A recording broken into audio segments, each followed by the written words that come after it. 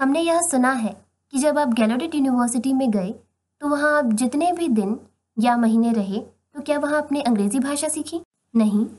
आपने ऐसा सुना है? हाँ। नहीं, ऐसा नहीं है। 2010 के पहले 2007 में मैं स्पेन गया। 2010 में मेरा अमेरिका जाना हुआ। वहाँ डेफ एक्सपो नामक इवेंट में मेरा प्रेजेंटेशन था। मैं अमेरिका की लास वेगस गया था।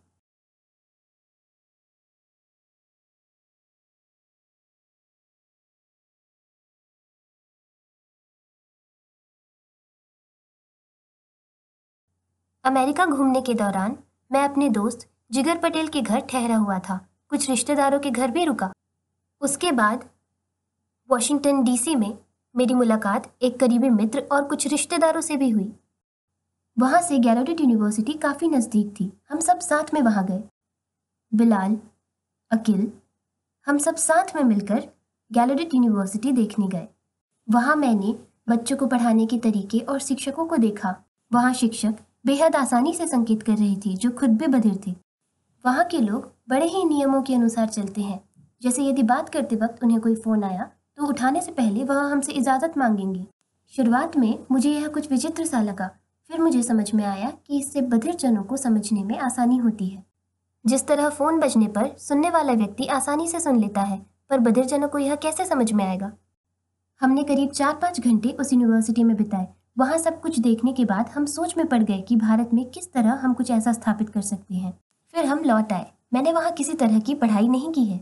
इसका मतलब यूनिवर्सिटी में आपने केवल एक ही दिन बिताया? जी हाँ, सिर्फ 4-5 घंटे। आप महीनों तक नहीं रहे? नहीं, मैं अमेरिकी सांकेतिक भाषा की किताबें पढ़ता। मेरा उद्देश्य व्याकरण पर जोर देना नहीं है। हमें पढ़ने से मदद मिलती है। जी बिल्कुल, और यही उपयोगी है। बधिरजन जब आपस में बातें करते हैं तो उन्हें यह सोचना चाहिए कि इन संकेतों के शब्द क्या हो सकते हैं। मैं एक उदाहरण देता हूँ। बातचीत करते वक्त एक बधिर कहता है, कितनी देर हो गई, बस अभी तक नहीं आई। इस वाक्य में जिन संकेतों का प्रयोग हुआ, जैसे देर और नहीं आई, तो नहीं कि इस संकेत के लिए क्या अंग्रेजी में नॉट का प्रयोग करेंगे? इस तरह जब वह विचार करने लगेंगे तो उनका व्याकरण अपने आप विकसित होगा। जी बिल्कुल, मैं आपसे सहमत हूँ। दिन भर में यदि जिन संकेतों का प्रयोग किया हो उसे लिखने पर विचार किया जाए तो भाषा का अवश्य ही विकास हो सकता है। मैं एक और छोटी सी बात कहना चाहूँगा। ज़्यादातर शब्दों का अर्थ बधिरजनों को पता नहीं होता, पर सुनने वाले लोग जानते हैं। तो बधिरजनों को उनसे कुछ इस तरह पूछना चाहिए, तुम कार सामने की ओर चलाते चलाते बाईं ओर मुड़ जाओगे, सीधे नहीं चलोगे। चलो इसे लिखकर बताओ। इस तरह सुनने वाला व्यक्ति उस वाक्य को सोचकर हमें लिखकर बताएगा, और ऐसा करने से फायदा हमें भी होगा। उनसे जुड़े रहना जरूरी है। हाँ, पर यदि हम उनसे पूछें कि मैंने जो ये संकेत किया उसका शब्द क्या होगा, तो वह हमारी बातों को टाल देंगे, क्योंकि वह सिखाने में अपना समय व्यर्थ नहीं करना चाहते। यह करने के लिए हमें उन्हें चुनौतियाँ देनी होंगी, जैसे खेल खेल में बातचीत करने के जरिए। इस तरह हमें शब्दों का ज्ञान होगा। पहले मैंने ऐसे पूरे 2 साल तक मेहनत की है। सुनने वाले लोगों के जरिए मैंने जाना, और अब मैं खुद ही पढ़ लेता हूँ क्योंकि मुझे थोड़ा बहुत ज्ञान हो गया है, पर मुझे और भी जानना है। कानूनी शब्दों को समझना मुश्किल है। यदि उससे जुड़ी कोई बातें संक्षिप्त में लिखी हो तो समझने में कठिनाई होती है, जिसका मुझे प्रयास करना है। पढ़ाई सीमित नहीं होती, यह लगातार चलती है, जीवन के आखिरी समय तक। बिल्कुल सही कहा। हमें पढ़ते रहना चाहिए। जिस तरह हम हर रोज ब्रश करते हैं, नहाते हैं, खाते हैं, ठीक उसी तरह पढ़ना भी चाहिए, जिसके जरिए लोग अपने पैरों पर खड़े हो सके। यह कहने का मतलब है कि जैसे मेरे 2 बच्चे हैं। बच्चों की स्कूल में भर्ती के समय मैं अपने रिश्तेदारों को लेकर नहीं गया था। मैं मेरे साथ अपनी पत्नी और बच्चों को लेकर गया था।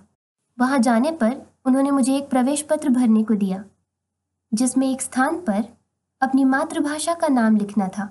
उस पत्र में नाम, उम्र एवं अन्य जानकारी के साथ मातृभाषा का नाम भी लिखना था। फिर मैंने उस जगह भारतीय सांकेतिक भाषा लिख दिया। वहाँ के प्रिंसिपल ने प्रवेश पत्र में जब भारतीय सांकेतिक भाषा का नाम देखा तो उन्होंने कहा, ये नहीं, बातचीत करने वाली भाषा लिखनी है।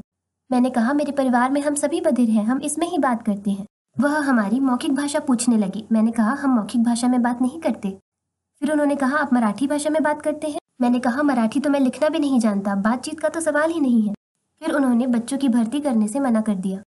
उन्होंने कहा, हम स्कूल के ट्रस्टी से बातचीत करके आपको जवाब देते हैं। मैं दोबारा उनसे मिलने गया और अनुवादक साथ में लेकर गया था। मैंने उनसे कई सवाल किए।